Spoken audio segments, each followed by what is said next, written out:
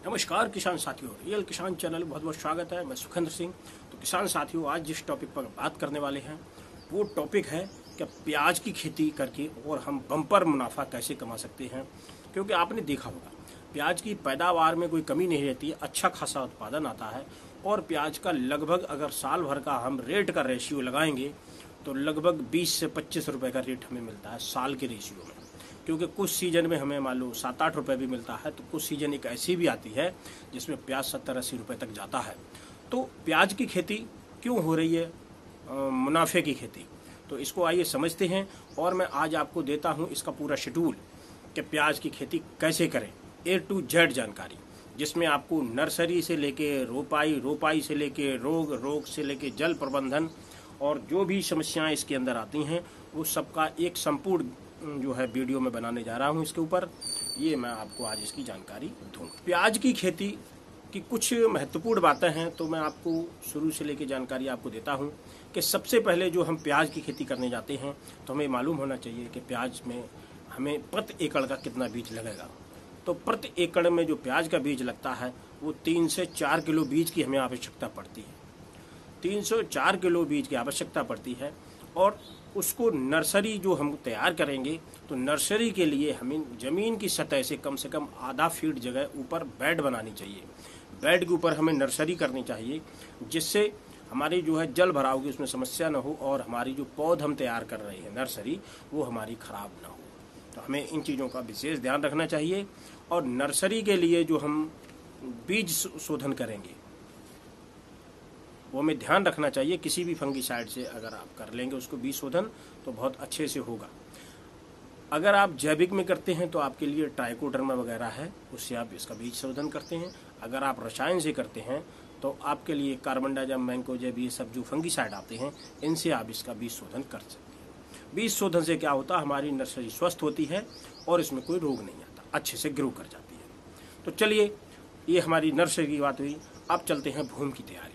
भूमि की तैयारी के लिए हमें 5 से 6 जुताई, गहरी जुताई करानी चाहिए, जिसमें हमें रोटावेटर का, हैरो का यूज करना चाहिए, जिससे हमारी गहरी जुताई और खरपतवार मुक्त हमारा खेत हो सके। ठीक है।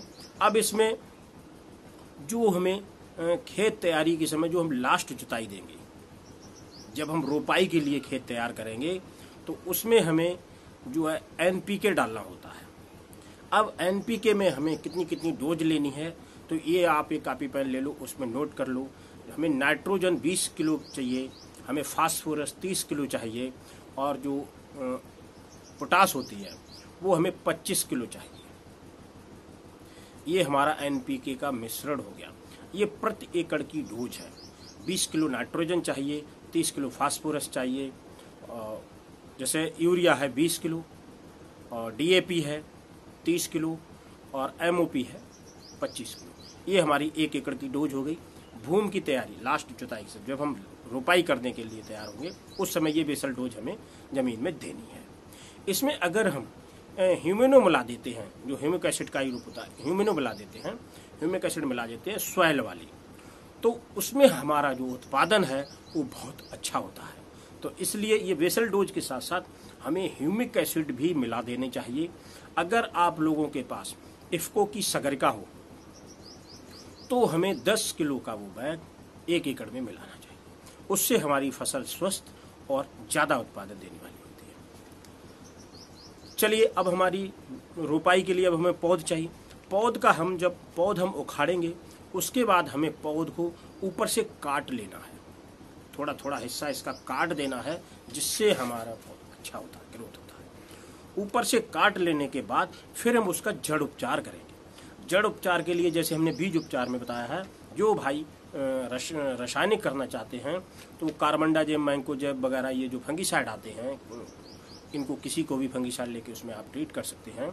और जो भाई जैविक करना चाहते हैं वो ट्राइकोडर्मा में इसको ट्रीट कर सकते हैं, और थीरम भी आता है उससे भी आप कर सकते हैं रसायन में, लेकिन जैविक में आप ट्राइकोडर्मा से ट्रीट इसको कर सकते हो। अब आती है बात कि जो पौधा से पौधा है उसकी दूरी कितनी रहेगी। उसकी दूरी 10 सेंटीमीटर रहेगी, और जो हमारी लाइन से लाइन की दूरी है वो 15 सेंटीमीटर रहेगी। एक बहुत ही महत्वपूर्ण बात है, जब हम पौध की रोपाई करेंगे तो हमें 1 इंच से ज़्यादा गहराई की रोपाई नहीं करनी है। इस बात का आपको विशेष ध्यान रखना है। किसान साथी यहीं पे गलती कर जाते हैं कि वो 1 इंच से ज़्यादा गहरा गाड़ देते हैं, जिसमें फिर उनके कंद में दिक्कत आती है। अगर आप 1 इंच से के आसपास रखेंगे, 1 इंच से ज़्यादा गहराई रोपाई नहीं होनी चाहिए। तो आपको ये नोट करना है कि अगर आप 1 इंच से नीचे ले जाएंगे तो आपको नुकसान होगा, उसमें उत्पादन उतना नहीं आएगा जितना आप सोच रहे हो। तो हमें 1 इंच से ऊपर ही रखना है, 1 इंच से नीचे नहीं रखना है। ठीक है जी। अब इसमें हम बात करते हैं कि कौन कौन से रोग आते हैं। तो इसमें एक थ्रिप्स आता है, एक बैंगनी धब्बा रोग आता है, एक गलुआ जो डंपिंग होता है वो आता है जिसमें सड़ गल जाता है, एक प्याज की मक्खी आती है, एक डाउनी मिल्डी आती है। ये इसके रोग हैं, ये प्रमुख रोग हैं और ये आते ही आते हैं। तो अब हमें इनसे कैसे बचना चाहिए, तो मैं आपको रोग बाई रोग इसका ट्रीटमेंट भी आपको बताता हूँ कि आपको इससे कैसे बचना है। अगर आप इस तरीके से कर लेते हो तो आपका प्याज में बम्पर उत्पादन करने से आपको कोई रोक ही नहीं सकता है। तो जो थ्रिप्स होती है उसके लिए यूपीएल की उलाला आती है, उसका आपको स्प्रे देना है। उससे ये थ्रिप्स का जो प्रकोप है वो रुक जाएगा। दूसरा जो रोग आता है इसमें बैंगनी धब्बा। ये आपने पहले थ्रिप्स देखा, फिर आपने बैंगनी धब्बा, ठीक है। फिर बैंगनी धब्बा के लिए हमें जो अल्ट्रागोल्ड बायर कंपनी का फंगीसाइड आता है उसका हमें 40 ग्राम प्रति टंकी के हिसाब से स्प्रे देना चाहिए। तो हमारा जो बैंगनी धब्बा है वो नहीं आएगा। तीसरा जो आता है वो गलुआ डंपिंग। इसमें हमें 30 से 40 ग्राम प्रति पंप जो साफ आता है यूपीएल का, जिसमें कार्बन डाइऑक्साइड मैंकोजेब दोनों होते हैं, कॉन्टैक्ट फंगीसाइड होता है, इसका हमें यूज करना चाहिए। अब इन सब में हमें थोड़ा थोड़ा जो है स्टिकर का भी यूज कर लेना चाहिए, क्योंकि जो प्याज का तना होता है वो चिकना होता है, तो इसलिए हमें उस पर थोड़ा रोकना भी है। तो इस पर थोड़ा आप स्टिकर का यूज कर लें। अगर स्टिकर की जगह आप एग्री 82 का यूज करते तो बहुत अच्छे रिजल्ट आते हैं, क्योंकि ये हमने थोड़े से हिस्से में करके देखा था, तो एग्री 82 का बहुत अच्छा रिजल्ट आया। तो ये गलुआ डंपिंग की बात हो गई। तीसरा, प्याज की जो मक्खी आती है उसके लिए एक दवाई मार्केट में आती है किलमाइट नाम से, उसका अगर हम यूज करेंगे तो ये मक्खी का भी अटैक खत्म हो जाएगा। चौथा जो आता है वो आता है डाउनी मिल्डी।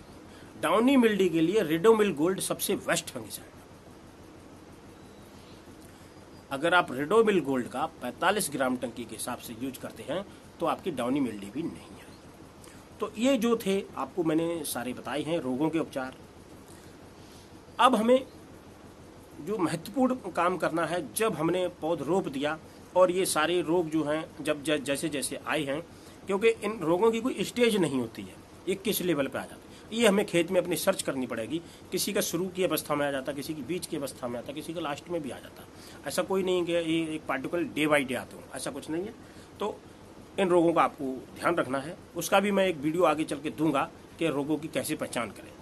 ठीक है, तो ये आपकी रोग की बात हुई। अब जो महत्वपूर्ण विषय है, रोपाई के 45 दिन बाद जो हमें दूसरी डोज देनी है प्याज में, वो हमें किसकी देनी है? तो रोपाई के 45 दिन बाद जो हमें दूसरी डोज देनी है वो देनी है एनपीके 12-32-16। जो 12-32-16 है वो प्रति एकड़ का 30 किलो हमें पानी के साथ चलाना।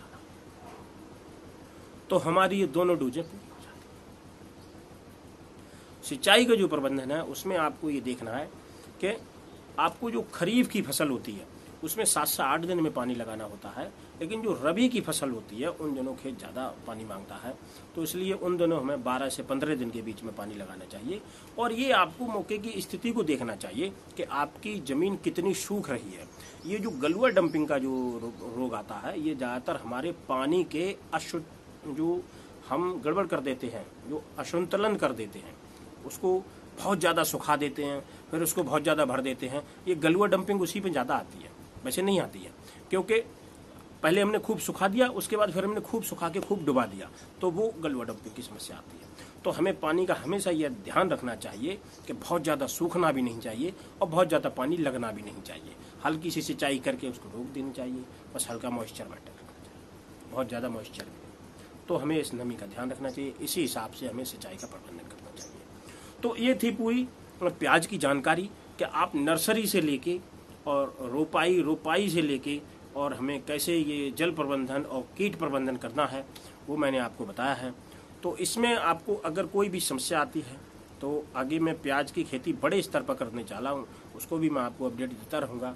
अभी जो मैंने आपको जानकारी दी है, अगर ये आपको पसंद आई हो तो ज़्यादा से ज़्यादा लाइक शेयर एंड सब्सक्राइब करें और मिलते हैं अगले वीडियो में। नमस्कार, धन्यवाद।